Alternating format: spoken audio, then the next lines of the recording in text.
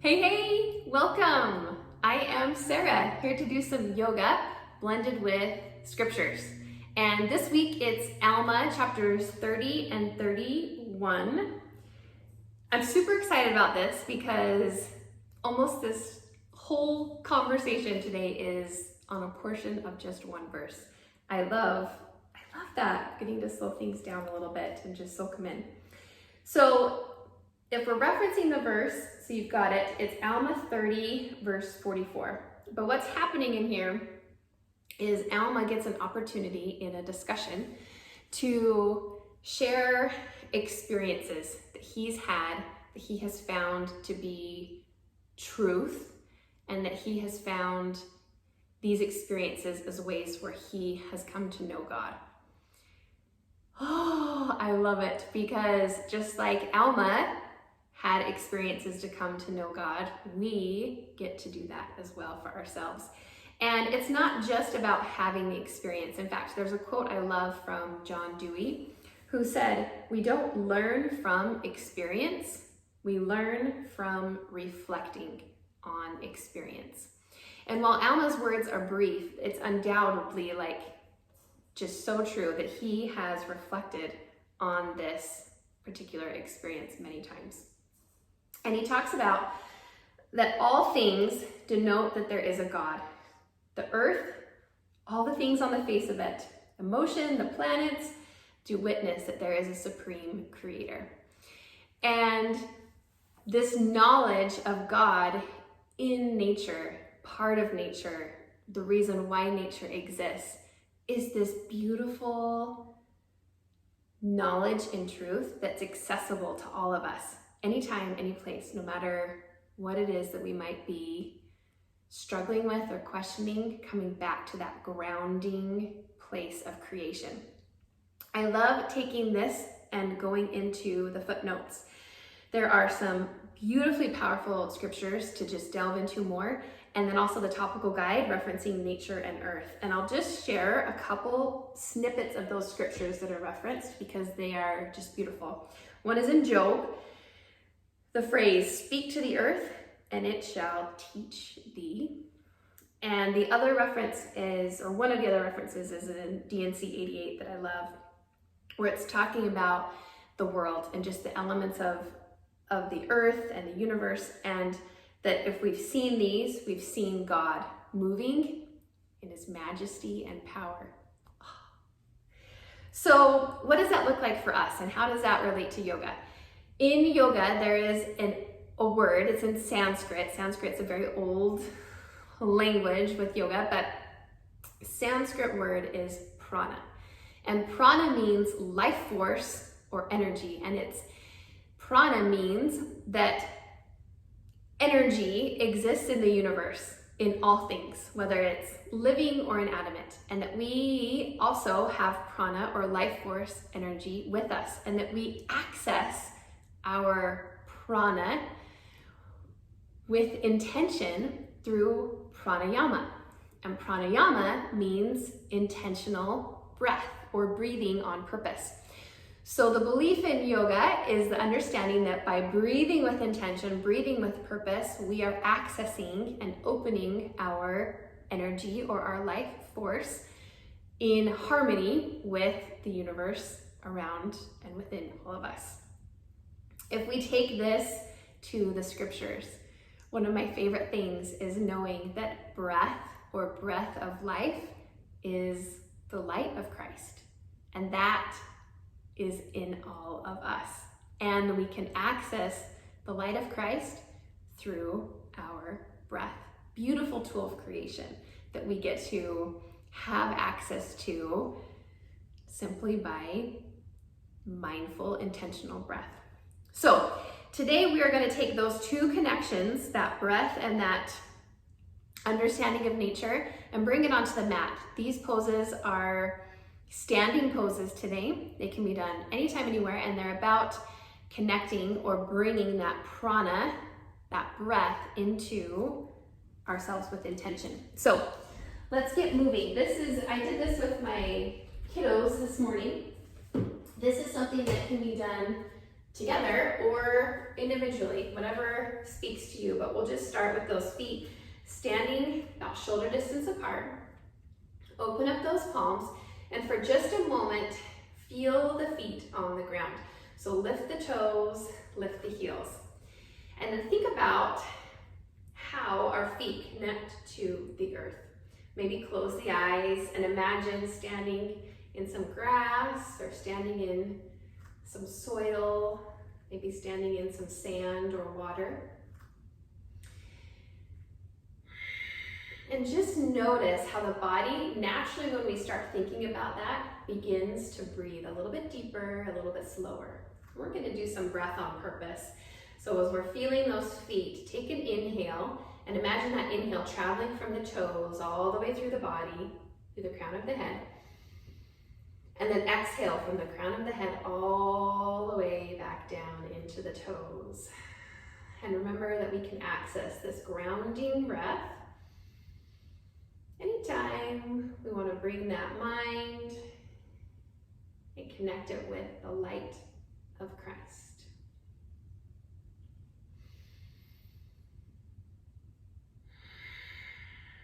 From here, float those eyes open if they're closed. Circle sweep the arms, bringing them overhead, and then swan dive. Hinge from the hips, forward fold, wrapping elbow to elbow over the head, allowing the head to hang, and hinging the body. So I'll turn so you can see. The knees are welcome to bend as much as we desire. And we're looking to lengthen the spine and allow that hinge to come from the hip, maybe even laying the body on the leg. We might like swaying from side to side, just like we're blowing softly in the wind. And as much as these upper limbs are moving, those toes and feet are anchoring and grounding us with that breath.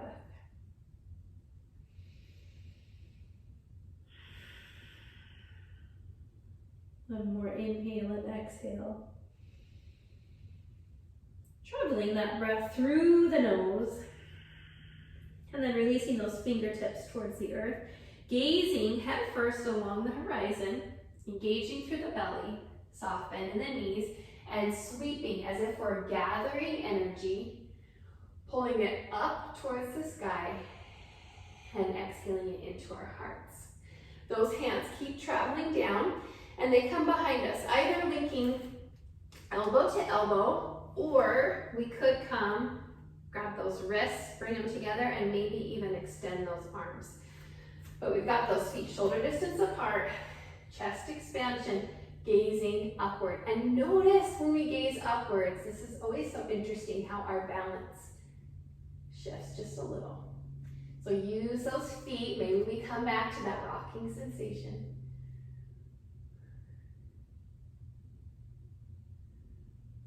Good, and then from here, gaze goes along the horizon, soft bend in the knees, hinge, forward fold over. Those fingertips can stay connected to the spine or extend up towards the sky. So while the body is coming back to that familiar fold that we were just in, the arms are in a completely different position. Interesting to notice the difference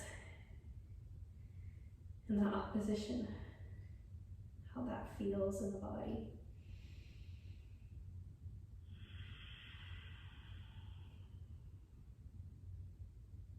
There's a quote that I love that says, "Nature does not hurry, yet everything is accomplished."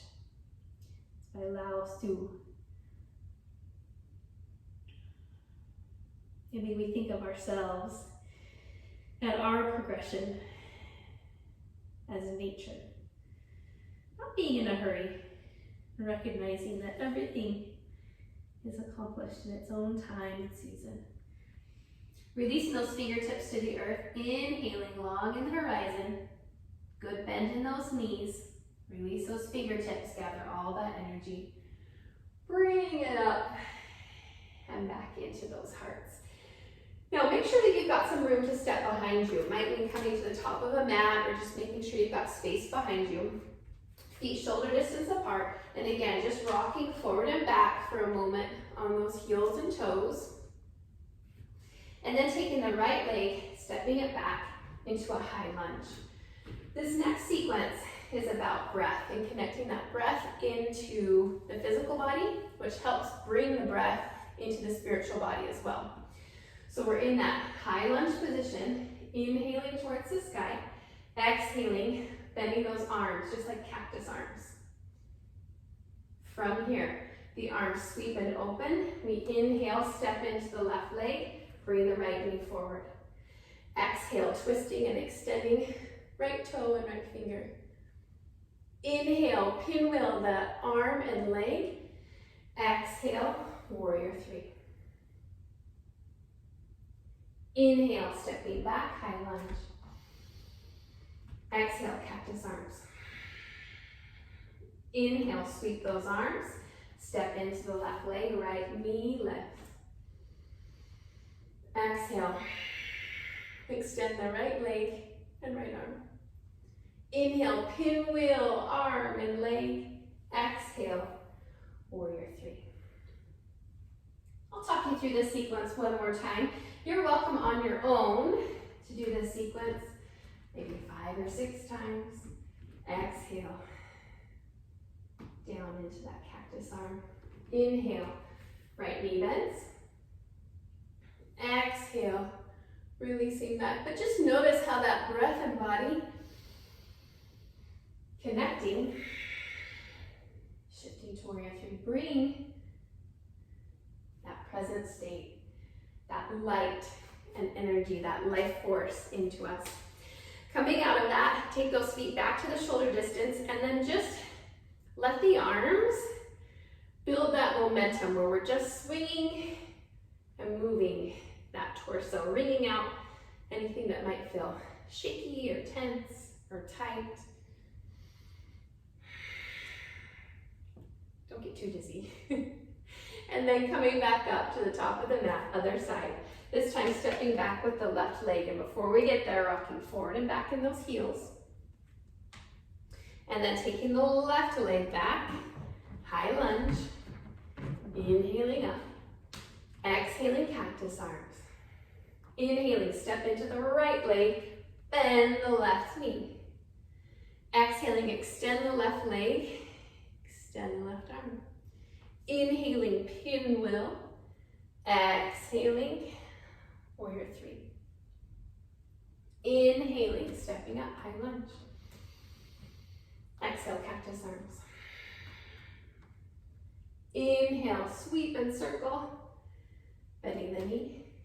Exhale, extend. Inhale, pinwheel through. Exhale, warrior three. One thing I love about a sequence like this, inhale, high lunge, exhale, cactus arms, is we can feel that breath, that yoga unite connection come through, bringing the knees. And it doesn't have to take a ton of time. It's something that we can do together or alone.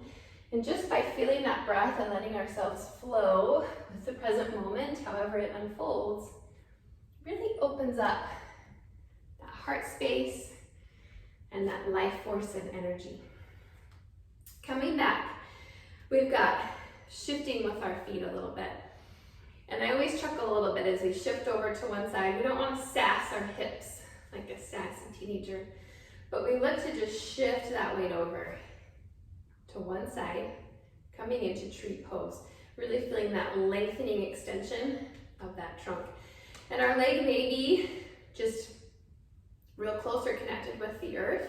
We may come up a little bit higher, and we may want to play a little bit, coming back to those arms, maybe elbow to elbow, possibly interlacing the fingers, maybe even coming back to that grounding place of the feet, rocking, lifting those heels, and lifting those toes.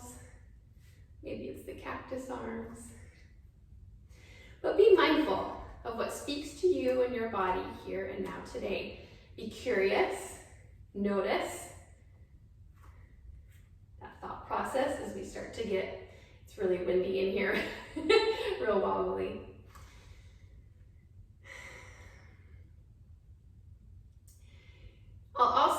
talk through a falling tree. This is something that, with awareness, maybe staying in this space is what speaks to you, or maybe coming into this other place is fun and feels like a challenge. But take whichever speaks with your body. But we just hinge over, almost like an eagle pose. And then we're bending and hinging from those hips, just like we warned, reaching those fingertips towards the floor. And we're gazing ahead of the body, walking those hands forward slightly from the feet, shoulder distance apart, elbows bend back, and we hinge forward, and we fall or allow ourselves to lift into that balanced place. And from here, unfolding, coming back up to a standing position. That might be a fun one to do with the kids, especially if we're wiggling and moving a bunch anyway. Having a challenge can be a fun place to go to, and we'll come to that other side. Be mindful of your body. Be mindful of what movement is safe for you and your body today. Be okay with hopping if you're hopping like I am. And if we're playing with that space of a fallen tree, we're just crossing over, hinging from the hips, just as we did before, reaching those fingertips towards the earth, coming out ahead of the body, wide palms for support, elbows bend, and we lift.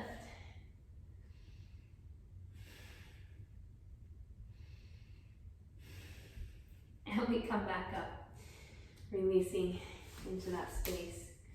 Now before we end, long spine, looking along the horizon, let's grab all of that heart energy, pull it into our hearts, and then take that life force, or that prana, and close the eyes, and come back to the breath for just a moment.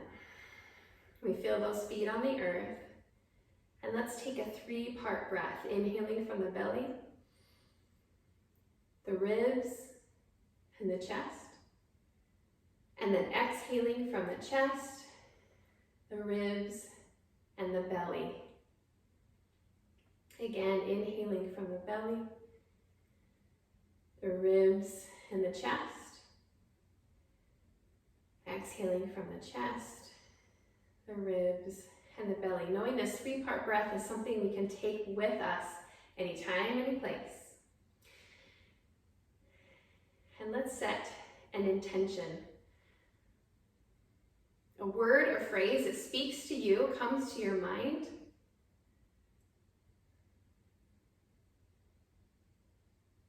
It's your next step today.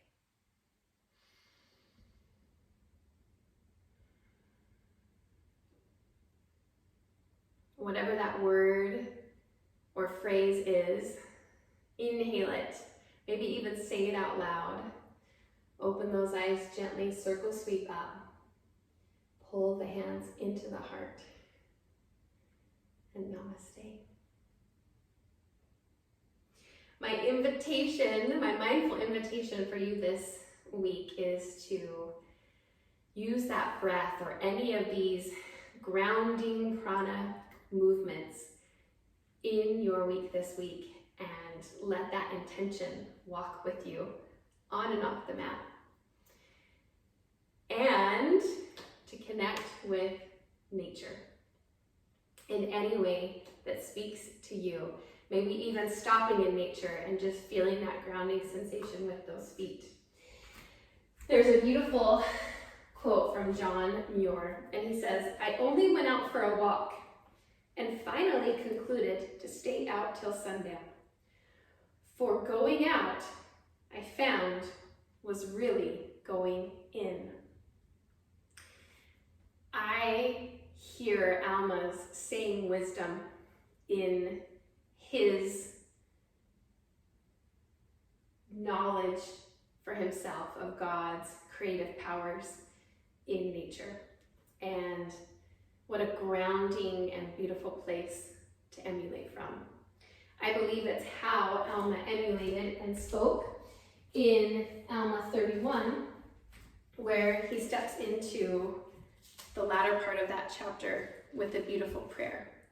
And it's with that knowledge, it's with that understanding that he spoke with that open heart and that humility and meekness, those light, true light of Christ. So may this breath be with you in your prayers, be with you in your hearts, be with you in your minds, be with you in your bodies. Thank you so much.